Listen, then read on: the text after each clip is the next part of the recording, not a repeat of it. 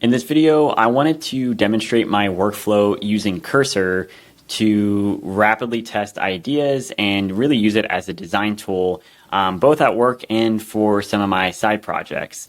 So I think some of these tools are really an incredible addition to the designer's tool set. I know that there's a lot of concern from developers and designers. Is this going to replace designers? Is this going to replace developers? Right now, all I can say is I feel like it's bridging the gap between the two. So designers are able to code a bit more and developers are able to design. And for a lot of product teams, I think that helps right now with communication. So designers can communicate exactly what they want, maybe through a prototype where they can send the link rather than having to use like a Figma prototype. They can actually send a quickly spun up React app or screen that they've created. And similarly, a developer could give a designer slightly better first drafts, maybe because they're actually using Cursor or some of these tools to add an extra layer of polish. So obviously, speaking from the design side, I think there's a ton of potential, and I thought it would be really helpful to kind of just show end to end with very few edits, if any edits, just the raw workflow that I've been testing. When you have an idea and you want to build it out as an app or as a quick dashboard or website, whatever you're building. So recently, I actually built a simple journaling app using Cursor.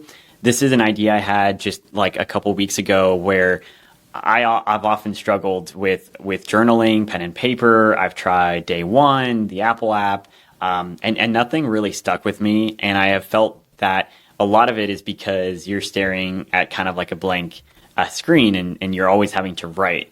I know there's widgets. I know there's tons of features and automations you could set up, but part of it was like a fun experiment to see if I could build something I would actually use almost every day. So I created this simple little journal app called JotDot. It's very creative. AI named it for me.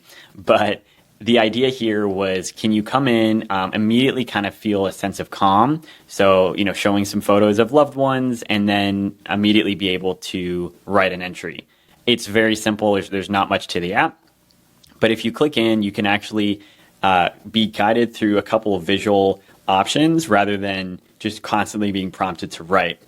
So in this case, you can track your immediate sentiment. Let's just say you're feeling calm, and you could save that. And if that's all you want to do, you're good to go. But if you wanted to go back and actually add more, you can click Share More, and it's going to ask you a little bit more about your day. So you could say, I went to work, I went to the gym, and I'm going to clean the house. Say I did some photography and writing because I made this video. So I was very productive, and I drank a lot of water. So you could add a couple more notes, you could add some photos, and then save that. And then now you've actually captured the activity portion of your entry. And again, this is not supposed to be the perfect journaling app. This is more about proof of concept. And what I love about this is I was able to really build the bulk of this app in about 2 hours. And this is not just running locally on my laptop. I actually sat down and from end to end was able to build it all out locally and then actually publish it to Vercel is what I'm using to host all of this. And so this actually has user management. I can log out. I can actually sign back in with Google. I'll hide that so I don't have to blur it out.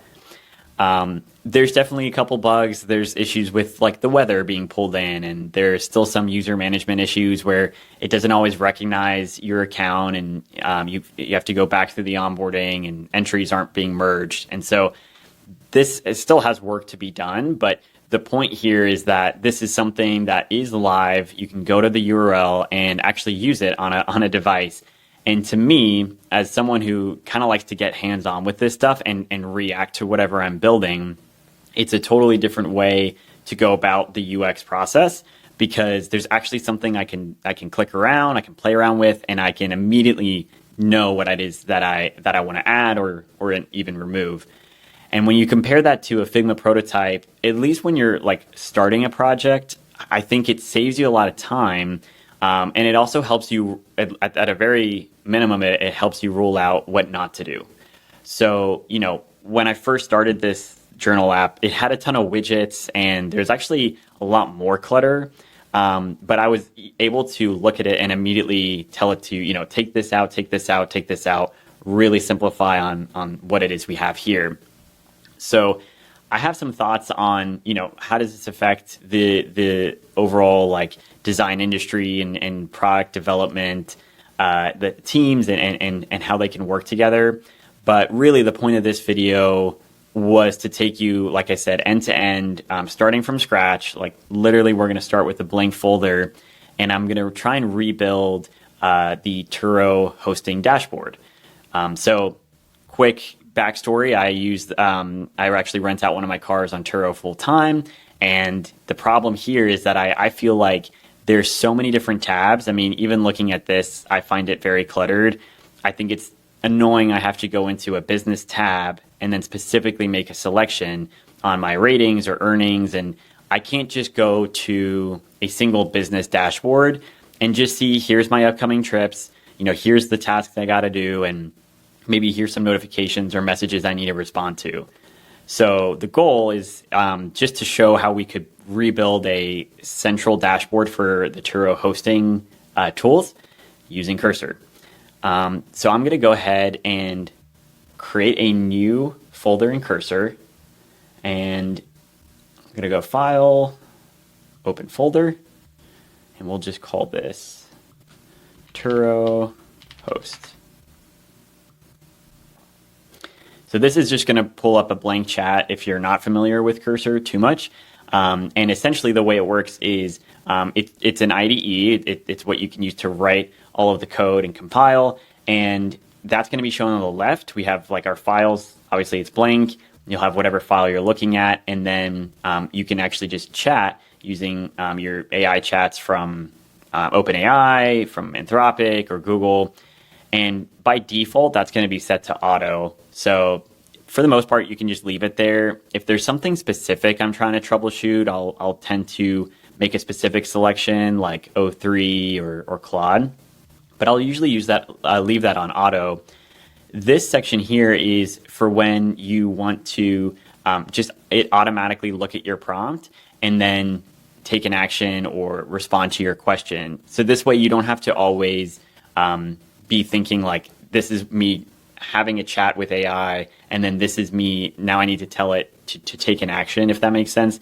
So rather than going back through all that, you just write and you let the agent decide what it is you're wanting to do, and it'll interpret that into instructions for itself. So what I'll actually do is start in the ask mode. You don't have to do this. You could also go into ChatGPT and just spin up a session and just talk to it. But that is exactly the same thing here. We're just switching it to ask mode because right now I want to kind of give it context on what I'm wanting to achieve. And then I'm going to have it write a prompt for itself to launch the project. So this is just going to be very raw, but I'll say, I am a Turo host and often find it difficult to navigate the dashboard and find information like upcoming bookings, tasks, messages, and earnings. I do this as a side hustle, so I often need a at-a-glance view and don't want to click around too much. I respond well to, let's say, key metrics and visuals, whether that be, pretty charts or colorful, let's say, widgets to see the status of something. I want to rebuild this app using Cursor. I'll actually say rebuild this dashboard. Ask a few follow-up questions first, then write the prompt to kick the project off. So this is nothing crazy. This is really just like the convenience of doing this inside rather than switching between multiple apps. So we can see here it's asking, is there anything specific? Do you prefer these type of charts? I don't really care. Time ranges. I'm actually going to say I mostly care about this week and this month. So that was helpful to know, because that's something it at least knows what type of data it's going to show. And for me, that I do like to have an at a glance just for a bigger section than today, or but smaller than this quarter or this year. And for now, we'll just say primarily using desktop, but all design should be responsive. Once we have that, it'll go ahead and just sum that all up. I'm actually just going to say, go ahead and write the instructions for cursor.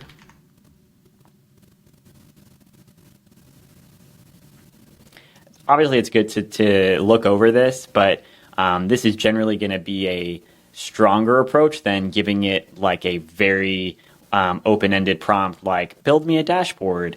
It is pulling in things like it wants to use Tailwind, it's going to use Lucid for the icons. I'm fine with all of that. And it's even giving some prioritization for itself. So I'm very lazy, and I'm going to hit copy, and then I'm going to basically start a new chat and go into agent mode and just paste it. And so there are probably better ways to do this. And I honestly, I'll admit that I maybe only use 20-30% of the app and what Cursor is capable of. But this is definitely not supposed to, in my mind, replace the need for a developer. You certainly can. You can troubleshoot, you can fix bugs, and you can definitely build simple things with it. I'm also on the lowest tier, paid tier on Cursor, which is plenty for me for these kind of experiments. There are definitely higher tiers where you get access to what they call the max models, where you can pretty much run with bigger context windows, and also run it at at a higher. I think they give you premium access or priority rather when you're making requests. So honestly, I haven't really run into issues even with the Pro plan, I think is what they call it. That's $20 a month. This isn't sponsored by any means, but again, I'm using it as an ideation tool, a brainstorming tool, and this is gonna get me very close. So I think it's really great to just see realistically how much time this takes. And for me, the way I've been kind of viewing tools like this or this workflow is it's kind of a medium fast way to operate. If you're actually sitting with a client or you're in a workshop with someone and you need something very quick, something like V0 or Lovable or Figma Make, any of those tools are really good at giving you something in a minute or 30 seconds. And honestly, that's good enough for that context. And you could certainly continue to build off of those tools. I like Cursor because it gives you a broader range of models. You're actually getting access to all the code, so you have all of that stored, locally, and you can mess around with it. It's not. I'm not saying it's a better or worse way. It's just what's been working for me, and again, you get access to all those models, and you don't even have to use it to code. You can actually just use it to chat. And so I don't actually have to pay for ChatGPT and Claude and Gemini and all these others. But I would classify this, going back to that point around medium fast, because if you've got maybe a 20 to 30 minute window or up to an hour, certainly you can absolutely get a functional prototype and an app built with Cursor. So this might take 5 or 10 minutes, depending on how much you asked it. But you could see how quickly it built all of those files over here just from that initial prompt. And I mean, we were pretty comprehensive talking about, the dashboard layout and what components we need. So that definitely helps save it time.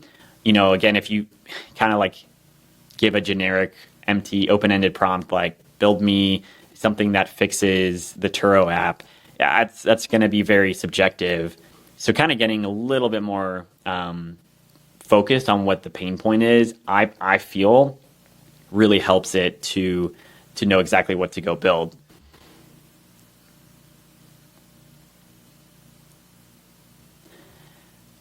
it's definitely a different way of working from something like, certainly sharing like wireframes, and then, even within Figma. I definitely think there's a place for Figma, and honestly, I could probably do a whole separate video on that. Right now I feel Figma is still the reigning champion, if you will, for being the single source of truth. One of the benefits of having all of the code written in Cursor, you have a folder, you can commit that to a repo. That all works well. Same with like V0, you can host straight in with Vercel, and I'll probably do a video just showing that process.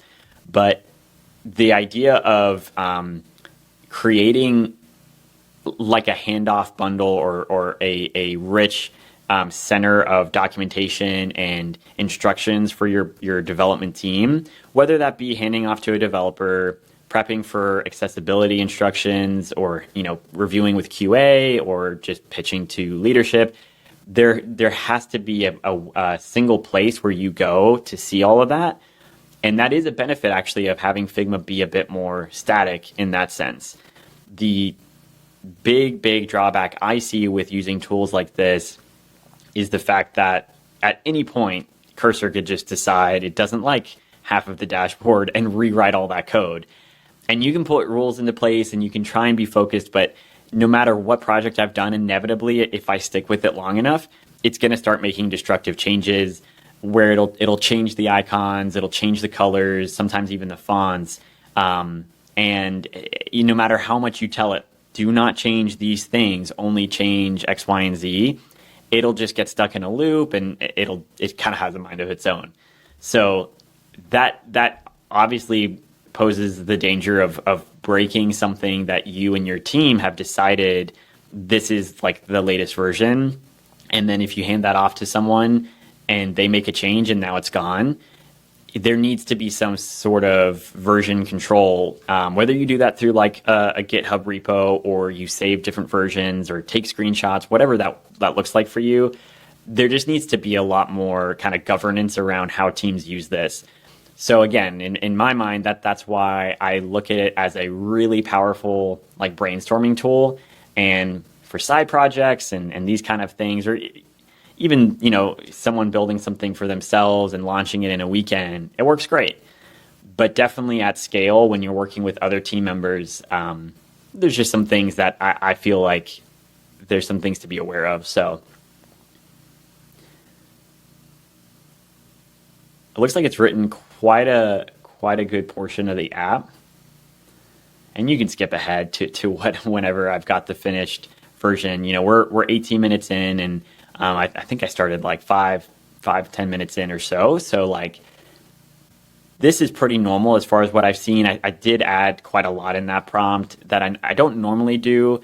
I find that when you're creating something from scratch, like my journal app, it's good to give more context, because you kind of want to steer it in the direction of like what the specific thing you're building is. Whereas for something like that exists, like obviously Turo exists, and it can look up what Turo is, and it has context on it's a car rental thing that's done by the users, and what are Turo host tools. It can look all that up. It has all that context. I don't have to keep explaining all of that.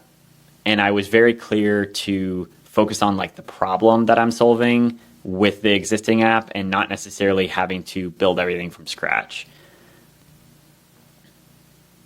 Once it gets to the README file, that's usually a sign it's at the end. I love that it builds this so that if you do publish it to GitHub, you've got a full, landing page with all the instructions if you gave it to someone, or if you're working with anyone else. So we should start to see our first version coming up here. Perfect. Almost every time it first launches, and if anyone watching this has figured this out, it always launches with errors, and I find it typically has to do with like dependencies or components that it's using. So if it's using something like Tailwind always has issues for some reason.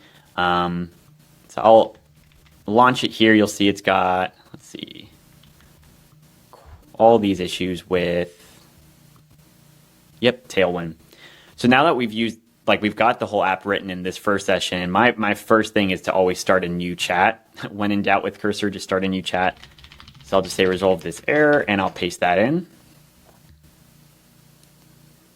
But yeah, I'm very curious if there's any way to avoid that like initial startup error. Maybe it's just Tailwind, but I've had it with other things like icon sets, or if it's trying to pull in a component like a calendar or whatever. So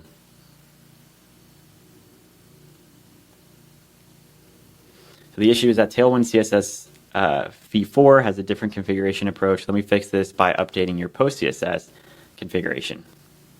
Sounds very confident that it knows what's wrong.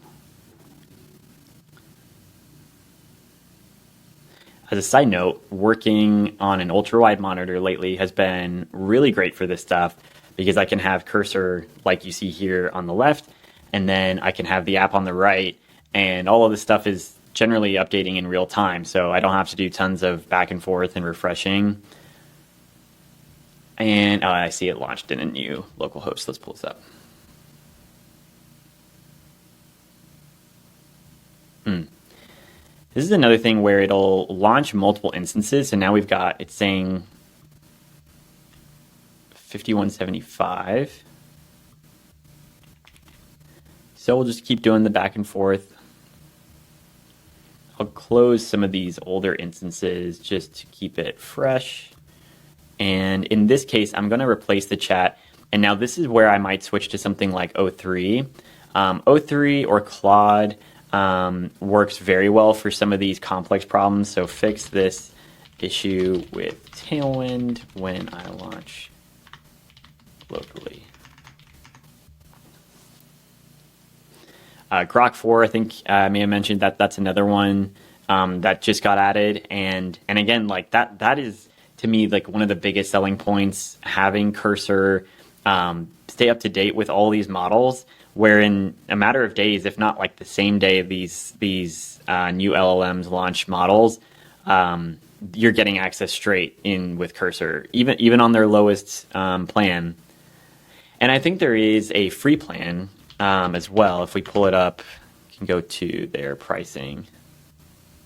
But the main thing is that you're going to be deprioritized when you hit a certain limit. So this is a pretty limited range. I mean, it's enough to, if you're a developer, it's enough to probably just do like, a couple chats a day and resolve something specific. If you're trying to use it for something like I am in this case, where you're resolving really complex issues like user management, and you're literally getting it to coach you through building the whole app. But then they do go up to a couple other plans. Like this Ultra allows you to have, you can see 20 times as much usage. And then you also get access to some of those like maximum or max models where I think they're bigger context windows, but then they also will just generally, they perform better. And I don't know if it's a priority thing or just it's certain models you don't get access to on Pro. But again, this has been plenty for me. So let's go back to this and see what it comes up with. Okay, start the app. And I generally like switch it back to auto for something simple. I know that you can generally run like npm, run dev, and those things, but sometimes there's different frameworks and stuff like that I don't always know the command. So it doesn't hurt to just ask Cursor. All right, so let's take a look because this is blank, so it's probably going to be getting some errors. And this is an easier fix. So this is like an issue with the icon. And it's weird how icons will throw the whole thing off. I think generally it has to do with when it's compiling. If it like can't find the name or the specific resource for it, then it throws off the whole build. Because we're not getting that full screen error anymore. It's just like kind of loading blank.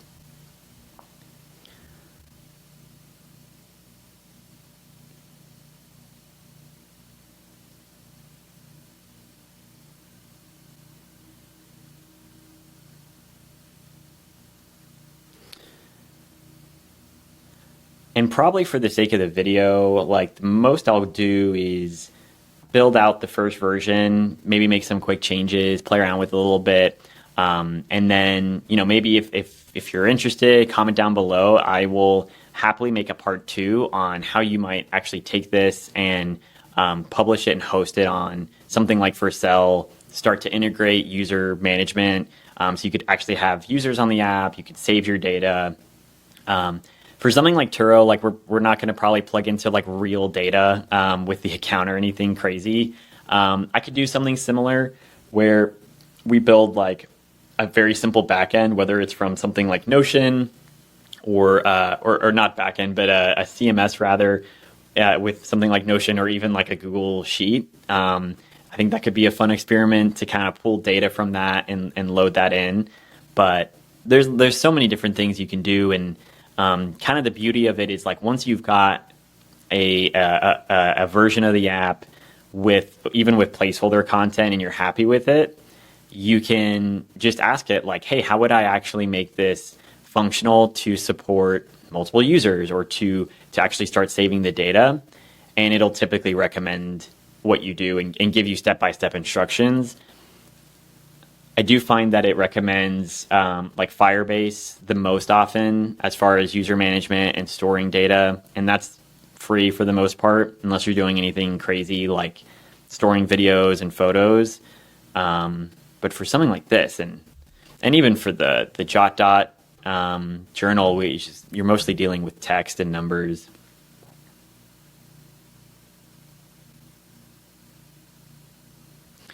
I think the benefit of something like V0, if this feels like too complex for you or just like way too much work, V0 you can deploy straight to Vercel. So you start with your prompt, you build your design, immediately you can hit deploy. So you can skip this step entirely if you don't want it. If you don't want to go through all this back and forth.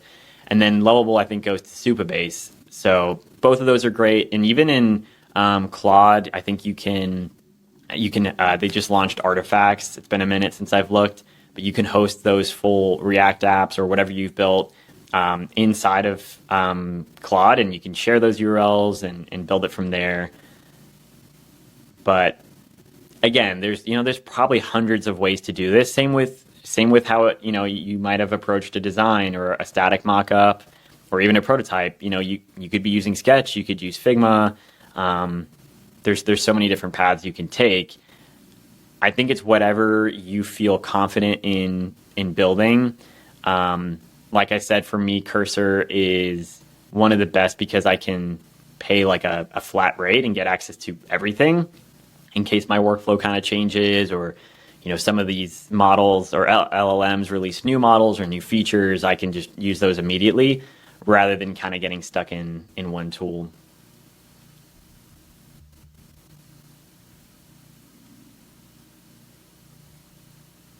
All right, so we're going to start it one more time. Let's see what it comes up with.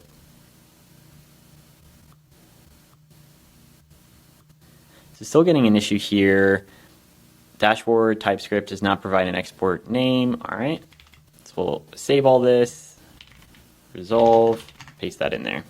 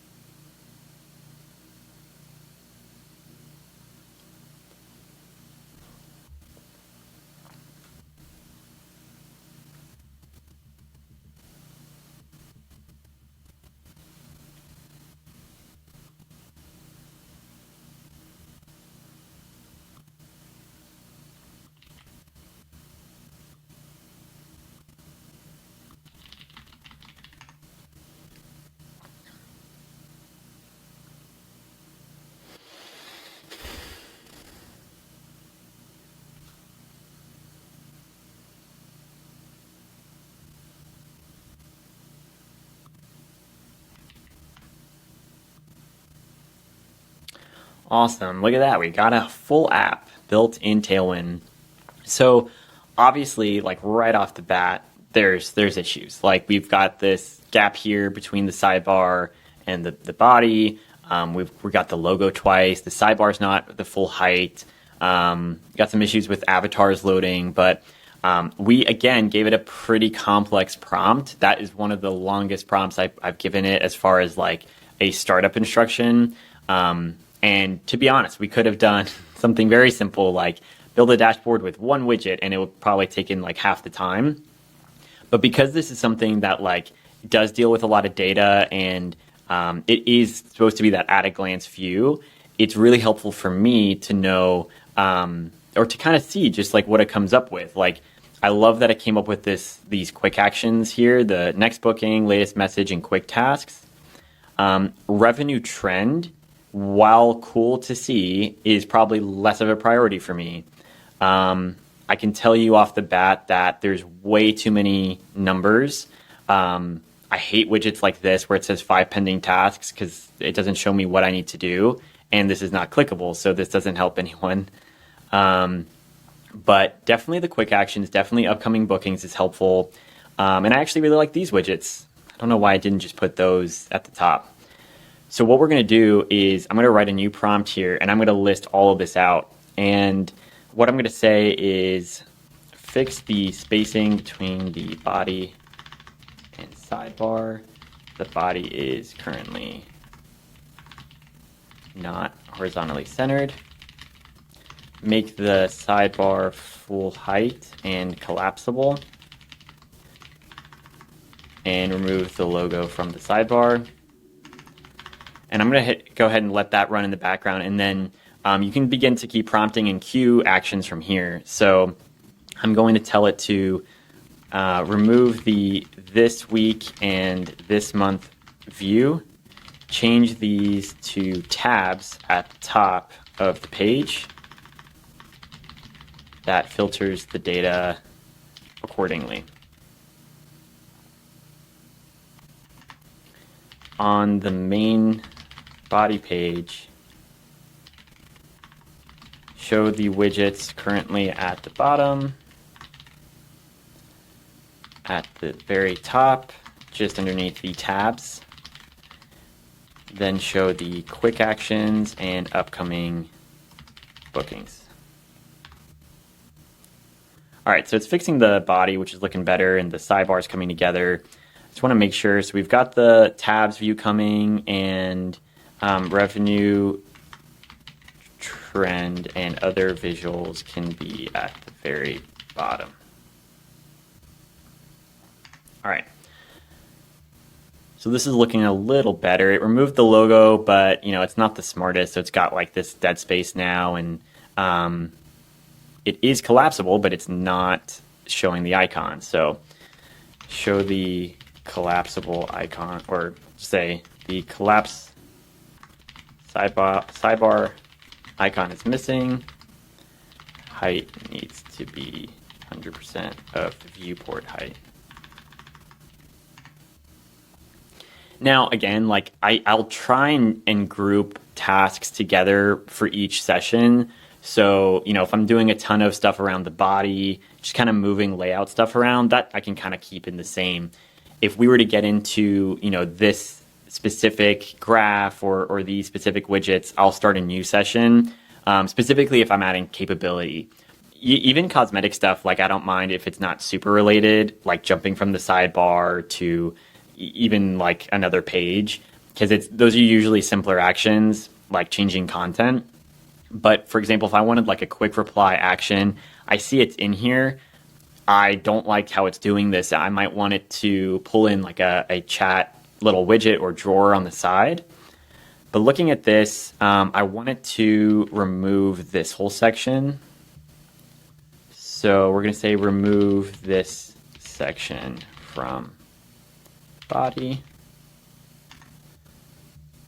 And it's got my this month and this week, which is great. Speaking of which, I just got a Turo message, which is good timing. So again, at this point, it's starting to become very subjective. I mean, it depends on what you're trying to build, and I know for my preferences, like it's just still too much data. I don't want a refresh button, for example. I think that's going to be too tedious. Like it should just, in my mind, it should be refreshed automatically. So let's go ahead and reset the chat. So I'll start a new one here and say, replace the refresh button with a last refreshed timestamp. And then just the body is still not looking vertically centered. The body is still not, or horizontally centered. Still some cosmetic stuff, and I'm not going to waste too much time on this, but the collapse on the sidebar, I feel like it should just be at the bottom. At the very bottom, remove the negative space above the first item in the sidebar. You can queue that up, and then remove the search. I don't think we really need a search in the nav bar. Add a placeholder photo for the user avatar. So while I've kind of queued some of these, I'm going to just quickly show off a couple of libraries I've been using. This first one is React Bits, obviously for React components, but it's a ton of these little templates and little animations that you can use. You know, if you go to some of them, they've got like some cool like scroll animations. This type of stuff is probably not the most helpful for us, but you know, for the Turo, I might use something. I think they have this stack component. You know, if you're like showing different photos of your car or whatever, I could come in here, I could change some of the settings, and then grab that whole component implementation code. Another thing you can do is even just point cursor to a URL. I've had good success with that if the documentation's good. So for this site, this is OpenMoji. This is like a open source emoji icon set that I've been using lately. I think they're way more fun than just basic emojis. But it does have, like, you could download all the SVGs or PNGs, but it does have documentation for developers to just pull straight in. So I think if you go on the main page, let's see, or just go straight to the GitHub, they'll point you to full documentation on how to install it and pull that library. And it's worked very well. Like, so if you find any of these open source libraries that just even have a basic set of documentation, you can get pretty far, which is cool.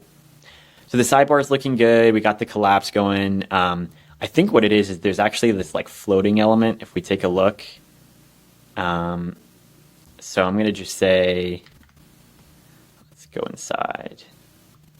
It's almost like an extra sidebar or something. So that's something I could resolve. I might even just take a screenshot and let's see. I have to do like a full screenshot and when I'm on hover, and I could probably also like right click and just force the state in the code, but this is faster to me.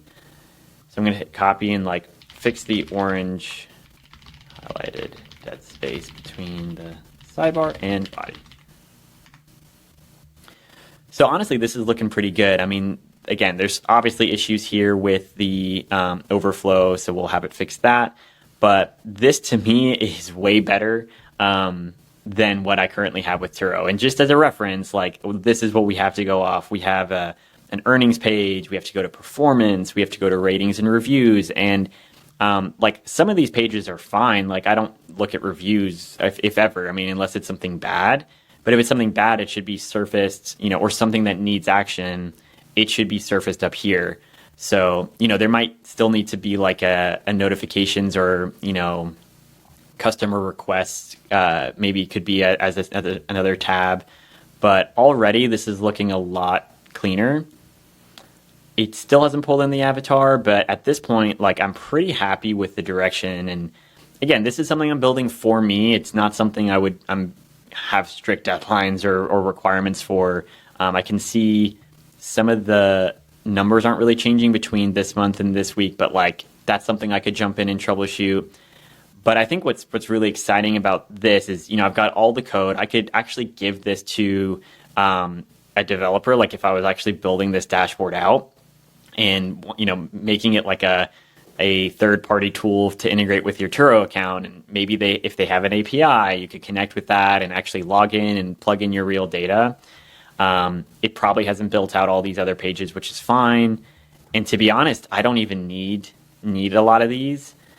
One other thing I'll talk about in probably a separate video is how I feel like so many apps lately could benefit from more of an AI integration in a helpful, impactful way, and not just having a chatbot or not just having AI features, but simplifying the number of pages a user has to go to and surfacing stuff via some of the AI capabilities you have. Like, instead of just having a search in 15 pages, maybe you just make a simple, you know, ask assistant or ask chat or some assistant that's floating in the corner.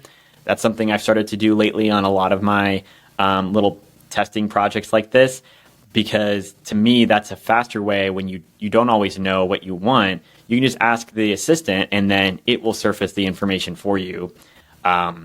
So like, if I were to make one big change, I'll just accept these. I'll say, remove the sidebar and add more padding for the whole app. Let's actually add like an OpenMoji car. I think if they have different color cars, that would be great.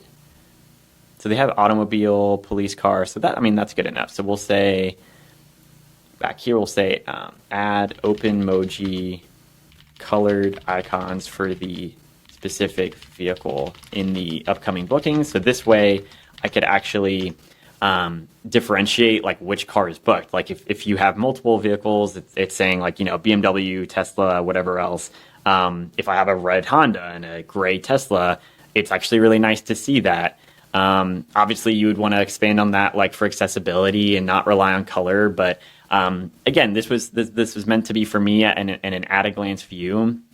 I would love to be able to see stuff like this in Turo every day, where I can actually see like, oh, I need to add new photos. I need to clean the car by this date. Running a Turo full time, for context, like there's tons of transitions and there's a lot of back-to-back bookings. And I've even set it to have like a 2-day buffer. That means I've got like a 2-day window to, detail the car, look at it, like make sure everything's good from the previous customer, and then, take it to the car wash, take photos, lock it up, prep it, make sure they've sent their ID. There's a lot of steps just in the transition between them, between bookings. And having something like this would really, really help my peace of mind to see stuff at a glance. So this has been a long video. Like I said, I'll probably do some follow-ups on how you might scale this and deploy it. But really, I think just wanting to emphasize how important it is to be testing new tools like this and to expand, in my mind, just expand the tool set that we as UX designers have. It helps you talk to developers better, whether it's just communicating an idea or a concept you have. It could also just bring in a certain amount of awareness of what they're dealing with every day when they're running into bugs and how complex some of this stuff is. But it doesn't necessarily take away from the, maybe previous ways of working in Figma and all our other tools. It's just another tool. I wouldn't fear it. I think it's one of those really exciting places to be, where you can come up with an idea and honestly, in a matter of hours and 30, 40 minutes, you've got something you can play around with and you could actually share with someone. So hope this was really interesting, and let me know down below like how you're working, what tools you're using, and if you'd like to see more content like this, whether it's building more redesigns or actually building a real app and over a series. I may continue to document the journaling app, and we'll see if that gets published. But that's it for this video. I hope it was entertaining, helpful, and let me know what you'd like to see in the future. Thanks for watching. I'll see you in the next one.